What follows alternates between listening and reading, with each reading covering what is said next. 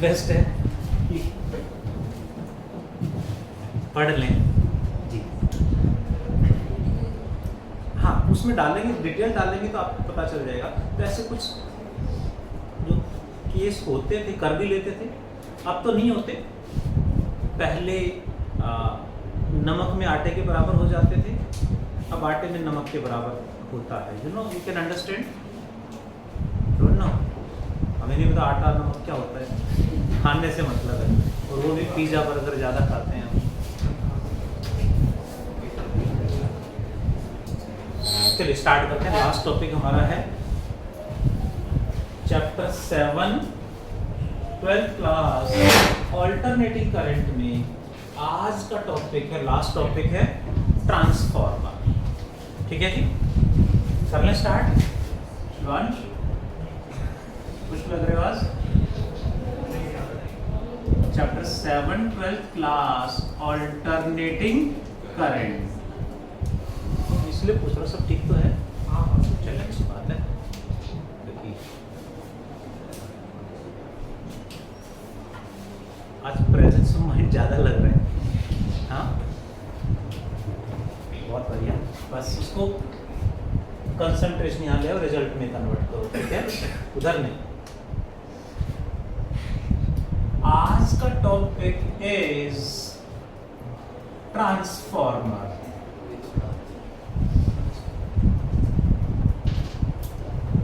Transformer हमने देखे होंगे, लगे होंगे, इधर उधर बहुत जगह देखे होंगे।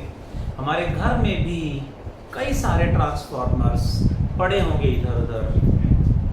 कई बार दिमाग में हमारे होता है कि हमारे अपार्टमेंट, पॉकेट, कॉलोनी के बाहर जो बड़ा सा ट्रांसफॉर्मर लगा होता है वही ट्रांसफॉर्मर है। ऐसा नहीं है, हमारे मोबाइल चार्जर के अंदर भी एक ट्रांसफॉर्मर लगा हुआ है।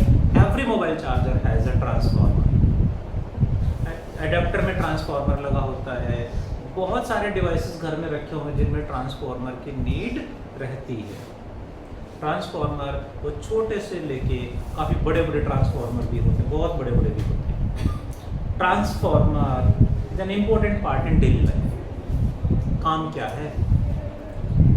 द डिवाइस विच इंक्रीजेज और डिक्रीजेज द वोल्टेज। इसका काम वोल्टेज को इंक्रीज या डिक्रीज करना है। क्यों, कहाँ जरूरत पड़ेगी वोल्टेज को इंक्रीज या डिक्रीज? जैसे मैं मोबाइल चार्जर का एग्जांपल लूं। Mobile charger, you know, mobile charger में एक स्टेप डाउन ट्रांसफॉर्मर लगा हुआ। नाम से पता चल रहा है स्टेप डाउन मतलब जो वोल्टेज को डाउन यानी डिक्रीज कर देगा। सर जी, वोल्टेज को क्या कर देगा? डिक्रीज कर देगा। क्यों? घरों में जो सप्लाई हो रहा है कितने वोल्ट पे सप्लाई हो रहा है? 220 वोल्ट पे सप्लाई हो रहा है। और मोबाइल चार्ज करना है तो मोबाइल थोड़ी ना, मोबाइल की जो बैटरी है वो चार्ज करनी होती है। वो ट्रेंडी लैंग्वेज है कि मोबाइल चार्जिंग पे लगा दो। रियल में क्या हो रहा है? मोबाइल की जो बैटरी है वो चार्ज कर रहे हैं। स्मार्टफोन जो हम यूज कर रहे हैं इनकी जो बैटरी का वोल्टेज है 3.5-4 वोल्ट के आसपास होता है। 3.5-4-5 वोल्ट। और जो छोटे वाले कीपैड वाले होते हैं उनकी तो और कम वोल्ट की होती है बैटरी, और छोटी होती हैं। तो यदि हमने 3.5-4 वोल्ट की बैटरी फ़ोन की है और 220 वोल्ट डायरेक्ट कनेक्ट कर दिया तो बैटरी तो उड़ जाएगी, यू कैन अंडरस्टैंड, एक्सप्लोड कर जाएगी, ख़राब हो जाएगी। तो हमने क्या लगाना पड़ा? ट्रांसफॉर्मर। चार्जर के अंदर ट्रांसफॉर्मर लगाना पड़ा जो 220 वोल्ट को रिक्वायर्ड वोल्टेज में कन्वर्ट कर देगा, जितना वोल्ट चाहिए हमें। ऐसे ही बहुत जगह स्टेप अप ट्रांसफॉर्मर की नीड होती है, कहीं स्टेप डाउन की नीड होती है। Got it? Every adapter and charger have step down transformer. Step up की नीड कहाँ है वो भी पढ़ेंगे। अब टॉपिक पे आ जाए। ट्रांसफॉर्मर का काम क्या है? द डिवाइस विच इंक्रीजेस और decreases the voltage. Do right everyone fast. आपने एग्जांपल बताया उसमें तो वो कन्वर्टर का रोल कर रहा है। वोल्टेज को डाउन कर रहा है, आपने वो कन्वर्ट कर रहा है ना? कन्वर्ट नहीं कर रहा। नहीं, ट्रांसफॉर्मर डीसी पे काम ही नहीं कर रहा, एसी पे करता है। एसी पे करता है। तो वो तो सिर्फ डाउन करेगा, वो एसी डीसी वाला काम है। मतलब वो 220 वोल्ट को डाउन कर रहा है। डाउन कर रहा है, स्टेप डाउन। प्लीज वो इंक्रीज किस केस में करता है? मैं पढ़ाऊंगा, लेकिन क्या लिखेंगे Shivansh? The device which do what? Increase और decrease. increases or decreases the voltage। जो वोल्टेज को इंक्रीज या डिक्रीज करेगा। कितने टाइप का होता है? 2 types. First one is step up and second one is, नाम से ही पता चल रहा है आज स्टेप अप मतलब क्या करेगा? क्या करेगा? वोल्टेज इंक्रीज कर देगा। एंड स्टेप डाउन क्या करेगा? वोल्टेज को इंक्रीज कर देगा, डिक्रीज। बहुत बढ़िया। वोल्टेज को डिक्रीज करेगा, स्टेप डाउन इंक्रीज करेगा वो स्टेप अप। नेक्स्ट पे चलते हैं, देखिए जरा please. What is its principle? Principle क्या है जी? It is based on MI, you know MI? Mutual induction. It is based on mutual induction. अब म्यूचुअल इंडक्शन की डेफिनेशन बताना श्रद्धा। दैट इज, म्यूचुअल इंडक्शन क्या था? हिंदी में बता सकते हो? हाँ जी मैम, हिंदी में बता। सर उसमें ये था कि जो प्राइमरी कॉइल होती है उसमें जो प्राइमरी कॉइल तो इंग्लिश वर्ड है, हिंदी में बताओ। प्राइमरी कॉइल में तो व्हाट?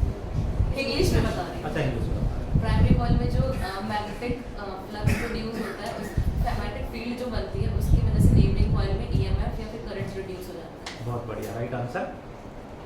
म्यूचुअल इंडक्शन क्या था? When magnetic flux across a coil is changed by the neighboring coil, then current or EMF is induced in the coil. It is in the primary coil. It is mutual induction. लिखें please. That is when phi B यानी magnetic flux across a coil is changed by neighboring coil।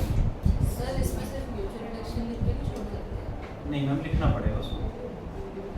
is changed by neighboring coil, then current or EMF is induced in primary coil और secondary coil secondary में होगा। That is mutual induction। Next is, what is its construction? Construction क्या है जी? समझते हैं construction के बारे में। कंस्ट्रक्शन में it has 3 parts. First one is core of transformer, second is primary coil, and third is secondary coil. What are the 3? Let us talk about them one by one. क्या होता है core of transformer? Book देना जी। Primary coil क्या है? Secondary coil क्या है? समझे जरा। Are you present? We have taken a thin metallic sheet generally made up of soft iron, इसीलिए soft iron core भी कह देते हैं। a thin metallic sheet we have taken like this, thin metallic sheet with a slot cut। slot cut का मतलब है इसके अंदर से जो एक्स्ट्रा मटेरियल है कट करके निकाल दिया, तो मटेरियल कहाँ बचा? Only on the frame. जैसे फोटो फ्रेम होता है ऐसे एक थिक नहीं थिन शीट हमने ली है, अंडरस्टूड? Thin sheet. इसके अंदर क्या करेंगे हम, कोई भी थिन शीट हम लें, जनरली सॉफ्ट आयरन का, उसमें से ऐसे कट कर देंगे तो फ्रेम रह जाएगा। A thin metallic sheet made up of soft iron is coated with varnish. Varnish एक इंसुलेटिंग मटेरियल की पॉलिश होती है जो इंसुलेट करती है, यानी शॉर्ट सर्किट नहीं होने देती। Coated with varnish and then laminated. Lamination भी इंसुलेशन के लिए यूज होता है, शॉर्ट सर्किट से रोकने के लिए होता है। एक सिंगल शीट मिल गई हमें। इस तरह की बहुत सारी शीट्स हमने अलग अलग प्रिपेयर कर ली है।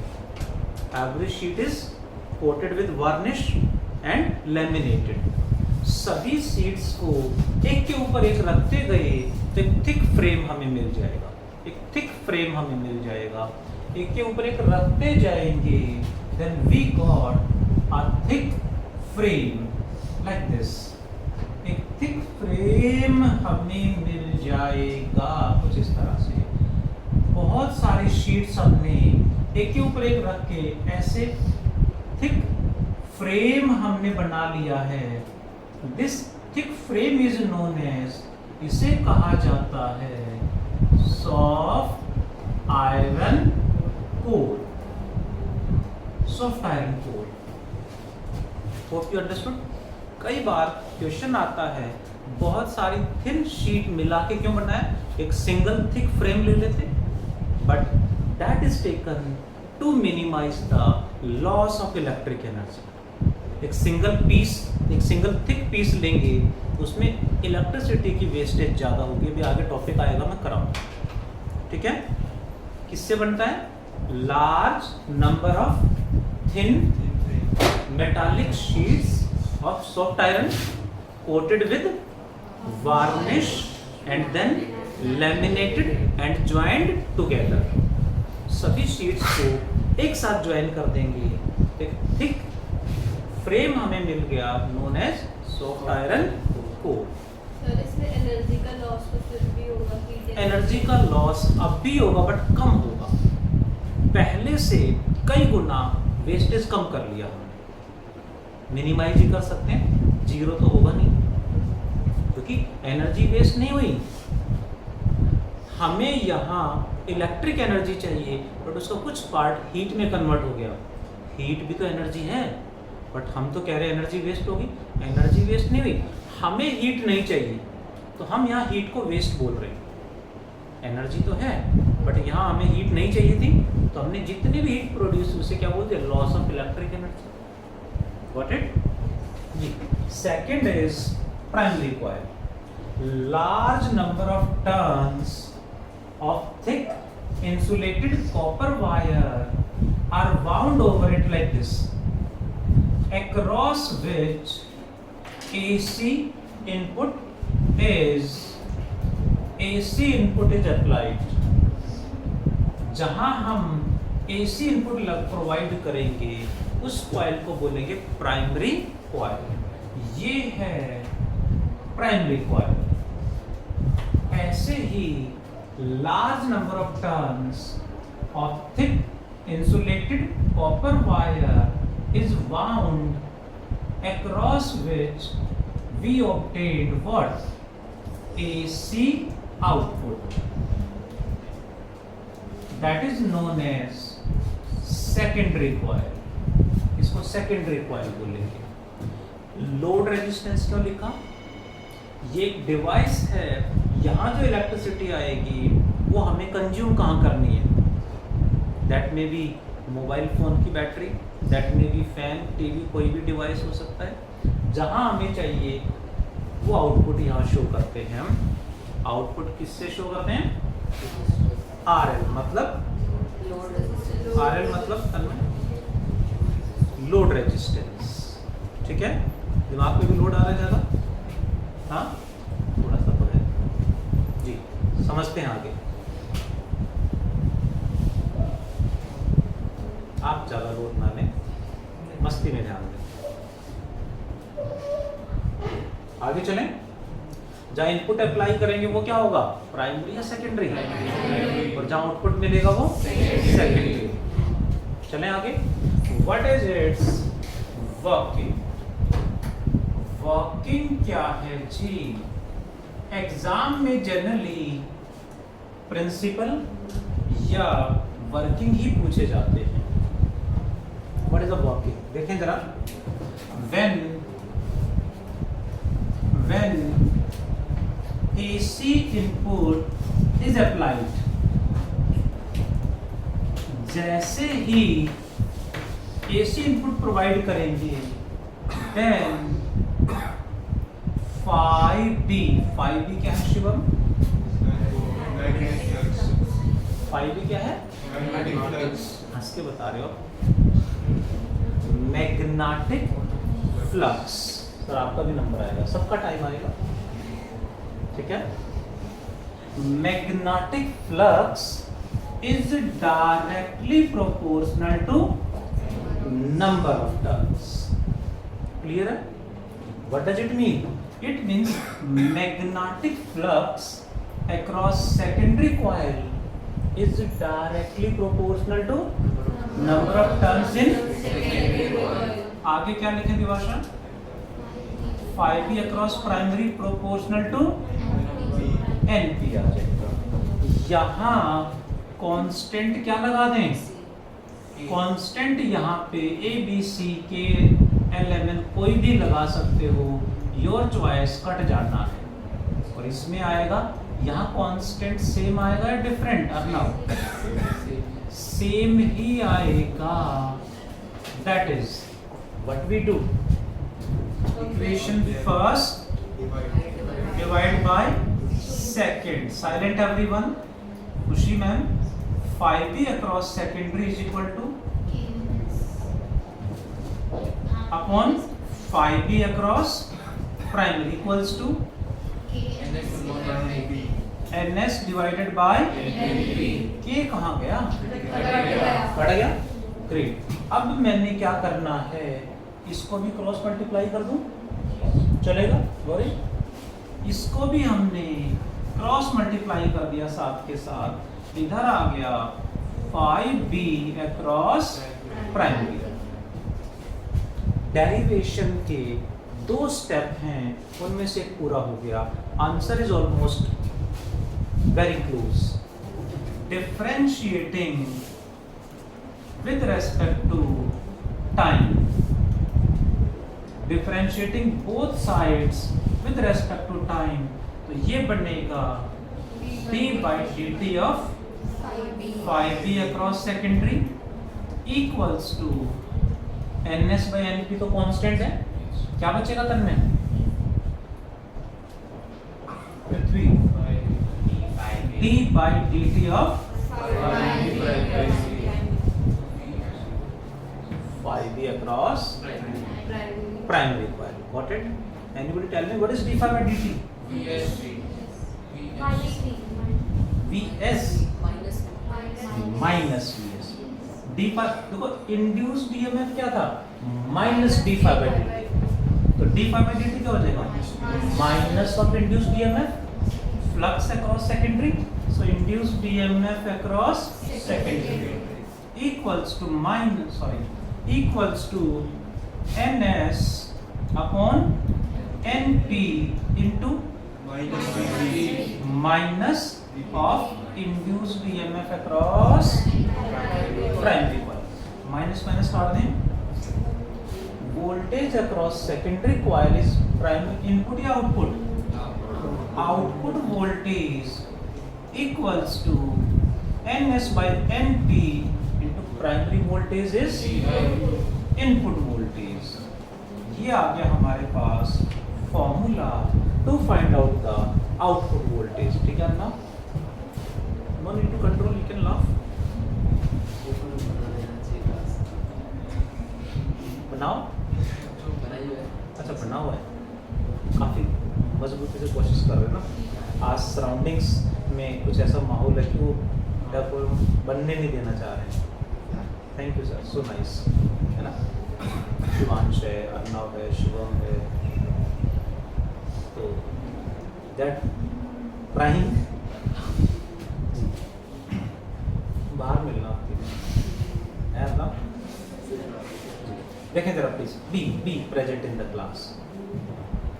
सेकेंडरी में जो भी वोल्टेज होगा वो आउटपुट, प्राइमरी में जो वोल्टेज होगा वो इनपुट वोल्टेज हो जाएगा। लेकिन ध्यान से देखें तो सारा खेल नंबर ऑफ टर्न्स का है। कैसे जी? मुझे वोल्टेज डबल करना है तो सेकेंडरी के टर्न्स प्राइमरी से डबल कर देंगे, 10 टाइम्स बढ़ाना है, 10 times number of turns 10 times बढ़ा देंगे। ये 10 टाइम्स 10 एनपी करने से तो एनपी बढ़ेगा, 10 भी है यानी 10 टाइम्स बढ़ गया। हाफ करना है तो नंबर ऑफ टर्न्स प्राइमरी से हाफ कर देंगे, यानी सारा खेल नंबर ऑफ टर्न्स का। बहुत भारी भरकम नहीं है कुछ भी, very simple concept it is, very simple it is. बस समझने की देर है, समझाने की देर है। Hope you understood. बट कब ऐसा होगा? जैसे डबल करना है, इसको डबल कर देंगे तो डबल हो गया वोल्टेज। लेकिन कब? जब कोई लॉस नहीं हो रहा है। डेली लाइफ में तो लॉस भी होते हैं, तो उसी पे रिसर्च करनी होती है कि कितना लॉस हो रहा है। उन लॉस को मिनिमाइज करते हैं, बट स्टिल लॉस तो हमेशा थोड़ा बहुत तो होगा। कितना लॉस हो रहा है उसके अकॉर्डिंग मुझे वोल्टेज डबल करना है, तो जितना लॉस हो रहा है उसको भी कंपेंसेट करना पड़ेगा। तो नंबर ऑफ टर्न्स को डबल से ज़्यादा करना पड़ेगा, जितना लॉस हो रहा है वो भी कंपेंसेट हो जाए और वोल्टेज डबल हो जाए। यानी स्टेप अप ट्रांसफार्मर में वोल्टेज क्या करना है? Up, increase. तो सेकेंडरी के टर्न्स प्राइमरी से कम या ज़्यादा? ज़्यादा होंगे, पक्का। सो स्टेप अप ट्रांसफार्मर में वोल्टेज क्या हो रहा है? इंक्रीज। क्या होगा? NS greater than NP। And step down में NS less than NP। Number of turns step up में बढ़ा देंगे एंड स्टेप डाउन में कम करेंगे, पक्का कम कर देंगे। Next point. Now additional points are there, समझेंगे जरा। It means what? It means कौन? RH transformer can not work on DC। DC मतलब डायरेक्ट करंट, यानी बैटरी से ट्रांसफार्मर लगा दोगे तो ये काम नहीं करेगा। 1 मार्क में ही डाल देंगे क्वेश्चन। ट्रांसफार्मर DC पे काम नहीं करेगा, AC पे काम करेगा। आगे चलें। Next point, if there is no loss of energy, energy का कोई लॉस नहीं हो रहा है। नो लॉस ऑफ एनर्जी का मतलब है जितना इनपुट उतना ही output. We can say output power must be equal to input power. Power का फॉर्मूला क्या लगा दें? VI इक्वल्स टू VI में सिद्धार्थ यहाँ कौन सा वोल्टेज कौन सा करंट आएगा? प्राइमरी या सेकेंडरी? इसमें सेकेंडरी आएगा, इनपुट में प्राइमरी। आउटपुट में Gauri secondary voltage, secondary current. Input में primary voltage, primary current. What is VS by VP? Turn में साइलेंट प्लीज, टर्न में VS by VP, IP by IS, IP by S। प्रकृति NC IP by IS by IP by IS।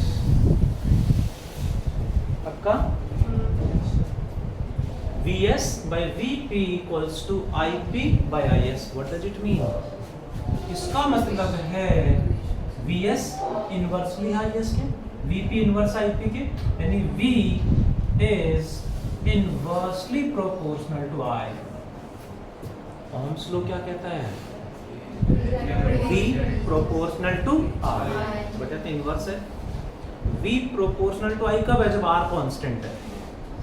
यहाँ R constant नहीं है, R primary का resistance अलग होगा, secondary coil का रेजिस्टेंस अलग होगा, सेम नहीं है, कांस्टेंट नहीं है। रेजिस्टेंस दोनों के वेरी कर रहे हैं, अलग है। यहाँ कौन कांस्टेंट है? पावर। कोई एनर्जी का लॉस नहीं हो रहा है, पावर लॉस नहीं हो रहा है, तो पावर कांस्टेंट है। और कांस्टेंट चेंज हो गया तो वेरिएशन भी चेंज हो जाता है। इसका मतलब क्या हुआ? A step up transformer does what? Step up transformer voltage को step up transformer increases the voltage by decreasing current और vice versa। ठीक है ना? यानी ट्रांसफॉर्मर भी जो हमने बनाया है वो बाहर से कुछ नहीं कर रहा है, वोल्टेज बढ़ाना है, करंट को कम कर देगा, वोल्टेज बढ़ जाएगा। इस तरह से जो है उसी में चेंजेस करते हैं। दैट मीन्स क्या लिखें? If voltage increases then current decreases और वाइस वर्सा। सर जो सेटअप ट्रांसफार्मर होता है वो सेटअप डाउन के ट्रांसफार्मर सेटअप नहीं स्टेप। उसका स्ट्रक्चर अलग होता है दोनों का? हाँ, नंबर ऑफ टर्न्स वेरी करते हैं। नहीं, देखने में तो सेम ही लगेगा। अब नीड पे डिपेंड करेगा कि ज़्यादा वोल्टेज है तो बड़ा होगा, साइज बड़े छोटे हो सकते हैं, डिपेंड्स ऑन द रिक्वायरमेंट। कितना वोल्टेज अप करना है, कितना डाउन करना जो चार्जर में वो सेटअप डाउन करते हैं, है। सेटअप नहीं, स्टेप स्टेप अप नहीं, स्टेप डाउन होता है। स्टेप डाउन स्टेप डाउन होता है क्योंकि बैटरी, मोबाइल फ़ोन की बैटरी 3.5-4 वोल्ट की है और बाहर से 220 वोल्ट आ रहा है, तो 220 वोल्ट को डाउन करेगा, वो डिक्रीज करेगा। फिर उसमें सिर्फ ट्रांसफार्मर नहीं होता, और भी पार्ट्स होते हैं। Chapter 14 last chapter of our syllabus तक आते आते चार्जर बनाना तो सिखाएंगे। हाँ, आप बना पाओगे चार्जर, उससे फ़ोन चार्ज भी कर पाओगे, इतना हो जाएगा, बट उसमें एरर्स होंगे, उससे जो बैटरी की लाइफ पे इम्पेक्ट आ सकता है। उसी पे फिर कंपनी रिसर्च करती हैं कि बैटरी की लाइफ बढ़ जाए, उसके लिए क्या करें। ठीक है जी, चलिए आगे बढ़ते हैं। चलिए नेक्स्ट पॉइंट पे। नेक्स्ट वोल्टेज इंक्रीज का एग्जांपल तो आया ही नहीं। मतलब वोल्टेज आपने एग्जांपल दिया था कि चार्जर होता है, उसमें ट्रांसफार्मर लगा होता है। हाँ, मोबाइल चार्जर में स्टेप डाउन ट्रांसफार्मर लगा हुआ है। स्टेप अप कहाँ लगेगा?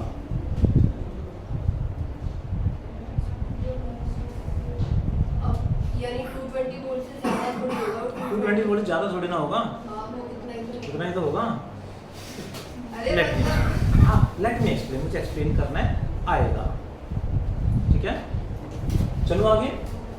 व्हाट इज द वर्किंग में 2 स्टेप हैं। पहला step phi be proportional to N, secondary primary divide कर दिया, ये आ गया। Differentiating both sides, induced EMF आ गया, दैट्स ऑल। इतनी सी है वर्किंग, और इसी पे क्वेश्चन आता है। न्यूमेरिकल आए या डेरिवेशन के चांस कम है, न्यूमेरिकल ही जनरली आता है, बट यहाँ से क्वेश्चन कुछ ऐसे भी आ जाता है। What are the losses in a transformer? Losses in a transformer. पढ़ें, देखें जरा। First one is iron loss. Second one is copper loss. Third one is hysteresis loss. देख के तो बता ही सकते हैं। Flux loss and one more, humming loss. What are all these? Let us talk about them one by one. Transformer में iron कहाँ use हो रहा है? सॉफ्ट आयरन कोर जो है वो सॉफ्ट आयरन से बनी हुई है। विद द टाइम ट्रांसफॉर्मर का जो कोर है सॉफ्ट आयरन है वो गर्म हो जाता है, हीट प्रोड्यूस हो जाती है। बट ट्रांसफॉर्मर में हमें हीट तो नहीं चाहिए, तो जितने भी हीट प्रोड्यूस हुई हमारे लिए क्या हो गया? Loss. So loss of electric energy in the form of heat in soft iron core. Loss of electric energy in the form of heat in soft iron core is known as iron loss. समझेंगे? पहले लिखा हुआ read कर लेंगे या note down कर लेंगे। Got it? इसको कम करने के लिए, आयरन लॉस को कम करने के लिए ही हमने सिंगल थिक फ्रेम की बजाय बहुत सारे थिन शीट लगाए थे हमने। इस पे बेस्ड क्वेश्चन भी एग्जाम में आ चुका है। What was the question? Why laminated cores are used? Laminated core ही यूज क्यों करते हैं? Are used. Answer is what? To minimize soft iron core में हीट फ्लो प्रोड्यूस हुई, सॉफ्ट आयरन कोर में करंट इंड्यूस हो जाता है जिसे हम नाम देते हैं एडी करंट्स। Eddy currents. तो आंसर क्या लिखेंगे? To minimize eddy currents. इसी क्वेश्चन को रिवर्स करके पूछा गया,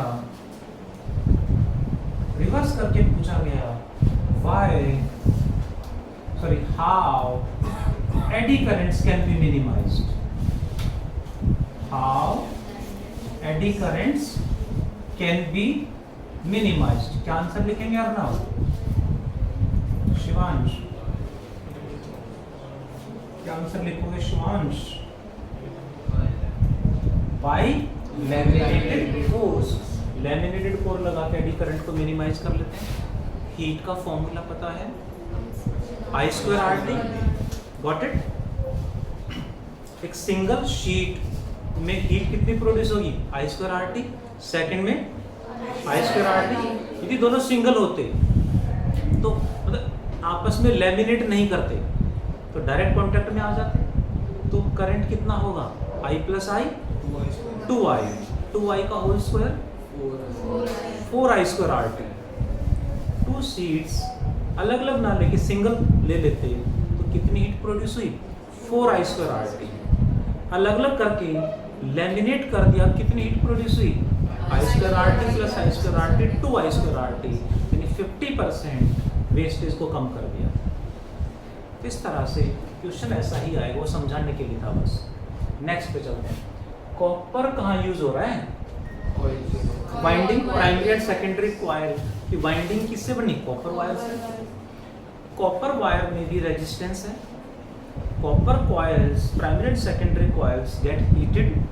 जो हीट प्रोड्यूस हो रही है that is again loss of electric energy in the form of heat in primary and secondary copper coils is copper loss. इसी तरह से नेक्स्ट है हिस्टैरिसीस लॉस। ये चैप्टर 5 में हिस्टैरिसीस कर्व हमने पढ़ा था, IH कर्व। वहाँ मैंने लिखवाया था कि आगे ट्रांसफॉर्मर में आएगा, that is the case.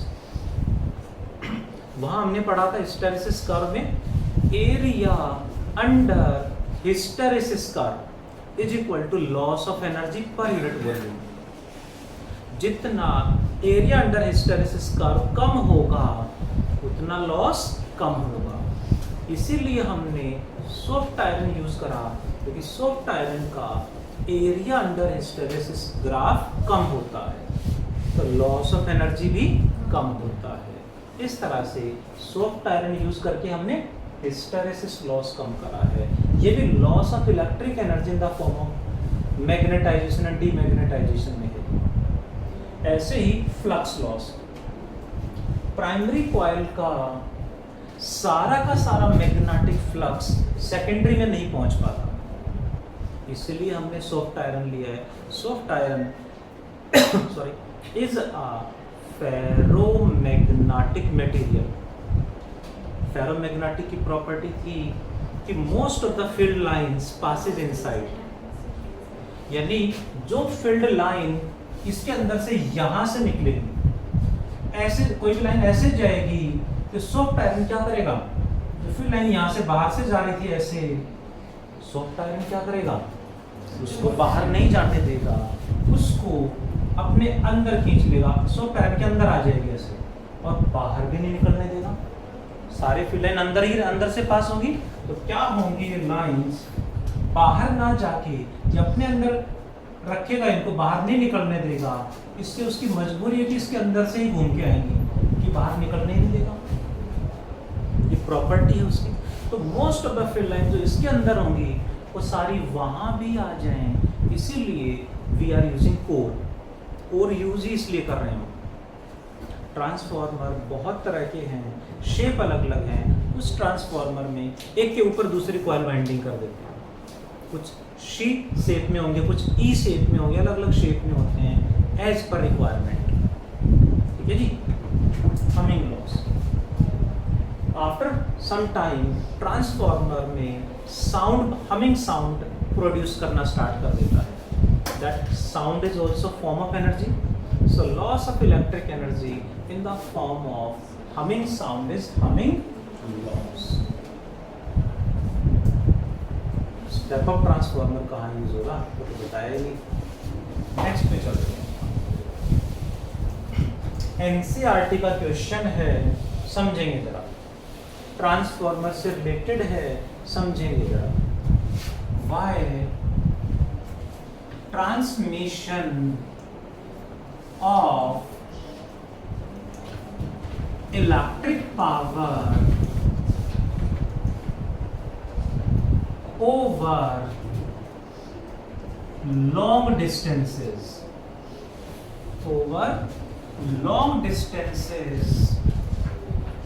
is done at high voltage। High voltage पे ही ट्रांसमिट करते हैं। क्यों ऐसा करते हैं समझते हैं जरा। अब एग्जाम में स्टेप अप ट्रांसफार्मर आ गया तो सिर्फ सेम है सब कुछ, कोई चेंज नहीं है, बस क्या लिखना उसमें NS ग्रेटर देन NP, मतलब यहाँ नंबर ऑफ टर्न्स ज्यादा होंगे, यहाँ कम होंगे। स्टेप डाउन कह दे तो बोले स्टेप डाउन, तो कोई चेंज नहीं है डायग्राम में, कंस्ट्रक्शन में, वर्किंग में। सिर्फ क्या लिखना है, सेकेंडरी के जो टर्न्स हैं वो प्राइमरी से यहाँ कम होंगे, यहाँ ज्यादा हो जाएंगे। That is the difference between step up and step down. यानी स्टेप अप भी एग्जाम में आ गया है तो सेम है, स्टेप डाउन आ गया है तो भी सेम है। ठीक है। अब क्वेश्चन है हाई वोल्टेज पे लॉन्ग डिस्टेंस पे ट्रांसमिट क्यों करते हैं। पहला क्वेश्चन, लॉन्ग डिस्टेंस में इलेक्ट्रिसिटी ट्रांसमिट करते ही क्यों है। Let me take an example of Delhi. We are living in Delhi. Delhi के पास अपनी खुद की इलेक्ट्रिसिटी प्रोडक्शन ना के बराबर है। पहले थे कई power plant, thermal power plant थे जो कोल से चलते थे, but due to pollution issues बंद हो चुके हैं। एक तो चल भी रहा है तो पोल्यूशन बढ़ते उसे बंद करना पड़ता है। यदि चल भी रहा है तो बहुत थोड़ी सी इलेक्ट्रिसिटी प्रोड्यूस कर पाता है, बट दिल्ली वालों को तो इलेक्ट्रिसिटी बहुत ज़्यादा चाहिए होती है और फ्री में तो चाहिए। सर फ्री में नहीं चाहिए, अच्छी बात है। हाँ, फ्री वालों के लिए जो इलेक्ट्रिसिटी होती है वो गवर्नमेंट नहीं देती, वो हमसे चार्ज करते हैं। जो कॉमर्शियल मीटर लगा होता है ना, उधर फ्री करके कॉमर्शियल मीटर की जो रेट था वो डबल कर दिया।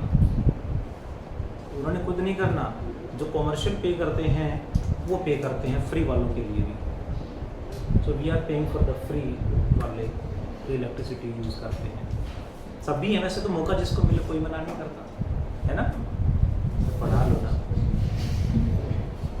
क्वेश्चन है, दिल्ली की अपनी इलेक्ट्रिसिटी नहीं है तो कहाँ से आएगी। पंजाब। यहाँ काफ़ी बड़ा पार्ट इलेक्ट्रिसिटी का Bhakra Nangal damn you know well, Punjab में है, हिमाचल प्रदेश से निकलते ही वहाँ पे जो है डैम बना हो काफ़ी बड़ा, वहाँ से पानीपत होते हुए दिल्ली में पहुँचती है।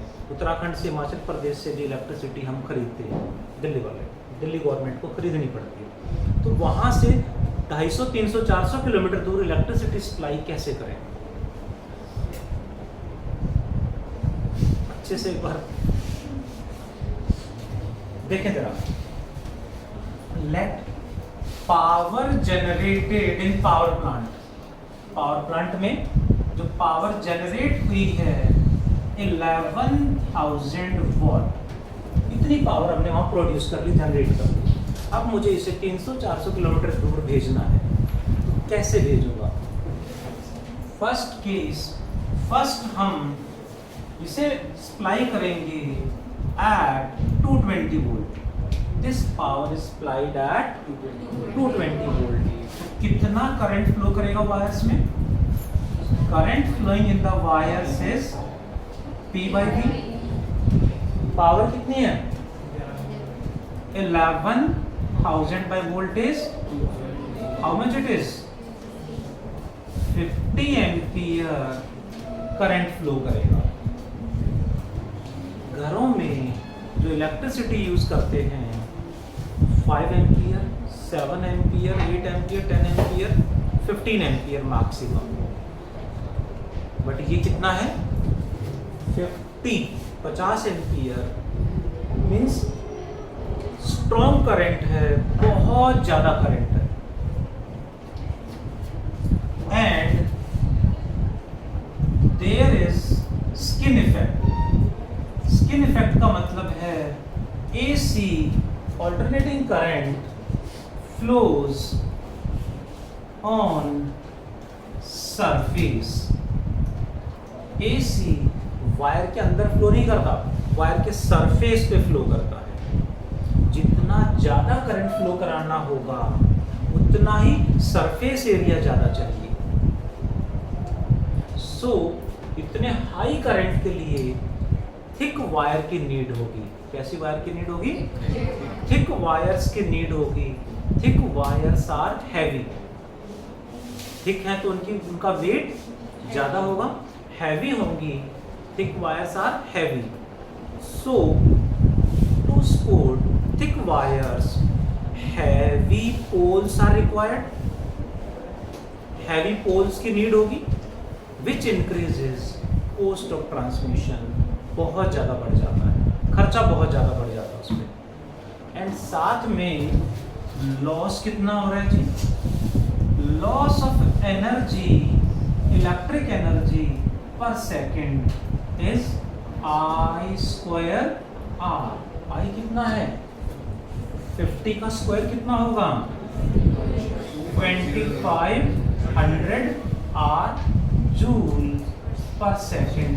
यानी रेजिस्टेंस, इतनी बड़ी वायर जो होंगी 300-400 किलोमीटर पे वायरिंग बिछा रखी होती है, उसका रेजिस्टेंस अभी ऐड नहीं करा है, तब भी 2500 joule in every second waste हो रही है in the form of heat. यही इलेक्ट्रिसिटी,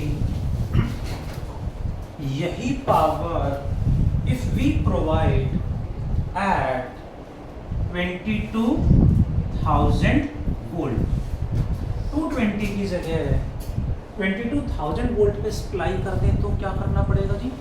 कितना करंट फ्लो करेगा? P/V, पावर वही 11,000 बाय वोल्टेज 22,000, कितना आ गया? 100 टाइम्स करंट कम हो गया। For small current thin wires are sufficient. For thin wires, light poles can be used, which decreases cost of transmission by high amount, large amount. Cost of transmission बहुत कम हो गया। ठीक है, next loss कितना हो रहा है? Loss of electric energy per second I² R। I कितना है? 0.5 का square 0.25 R joule per second. R तो अभी है, लेकिन इसको देखें तो 10,000 टाइम्स कम हो गया, यानी every second we are saving 10,000 joule. हर सेकेंड में 10,000 जूल इलेक्ट्रिसिटी हीट में कन्वर्ट होने से बचा रहे हैं, वेस्टेज को रोक रहे हैं। 10,000 एवरी सेकेंड हमारा वेस्टेज कम हो गया। Got it? इसीलिए लॉन्ग डिस्टेंस, बट इसके लिए करना क्या पड़ा, पूरा जैसे 300 किलोमीटर भेजना है तो पूरे में सेटअप लाइट हो गया, हल्का हो गया, खर्चा कम हो गया एंड वेस्टेज भी कम हो गई। बट इसके लिए करना क्या पड़ा, इलेक्ट्रिसिटी पावर प्लांट में जनरेट हुई 220 वोल्ट पे, कितने पे, और भेजनी कितने पे है, सप्लाई किस पे कर रहे हैं, 22,000 पे। तो वहाँ क्या लगाना पड़ेगा, अप या डाउन, आवाज नहीं आ रही, स्टेप अप। ट्रांसफार्मर लगा दिए, सिर्फ एक ट्रांसफार्मर हमने लगाना पड़ा। पूरा 300 किलोमीटर में नेटवर्क में खर्चा कम हो गया हमारा, एक ट्रांसफार्मर ही तो लगा है बस। उसने 220 वोल्ट को अप कर दिया 22,000 पे और सप्लाई कर दिया वायर्स में। हमारे पॉकेट कॉलोनी के बाहर स्टेप डाउन ट्रांसफार्मर लगा होता है। इलेक्ट्रिसिटी हाई वोल्टेज पे आई, वहाँ पे प्रिंटेड भी होता है डेंजर वाला सिग्नल और लिखा होता है हाई वोल्टेज, ठीक है। वहाँ कैसा ट्रांसफार्मर है, स्टेप डाउन, स्टेप डाउन। वो स्टेप डाउन क्या करेगा, आगे से जो हाई वोल्टेज पे आ रही है उसको 220 वोल्ट में डाउन करेगा और घरों में सप्लाई कर देगा, क्योंकि घरों में कितनी चाहिए, 220। पावर प्लांट पे 220 वोल्ट पे जनरेट हुई, घर में 220 वोल्ट पे पहुंची। बीच में हमें 2 ट्रांसफार्मर लगाने पड़े, अब एक डाउन। 2 ट्रांसफार्मर लगाने से हमारा जो कॉस्ट है वो बहुत ज़्यादा कम हो जाता है। इसीलिए लॉन्ग डिस्टेंस पे electricity transmission is always done at high voltage. That is our transformer chapter. Note down fast everyone, chapter complete हो गया है। होमवर्क माफ कर देता हूँ। Note down fast everyone, note down हो गया, तो स्टार्ट भी नहीं करा, टू फास्ट। 41 से 45। नेक्स्ट क्लास में क्या, 41 से 45 न्यूमेरिकल्स। बट नेक्स्ट क्लास तक पहुंचने से पहले हमें बहुत सारी हर्डल्स क्रॉस करनी पड़ेंगी। Thank you all of you, take care, bye. Specially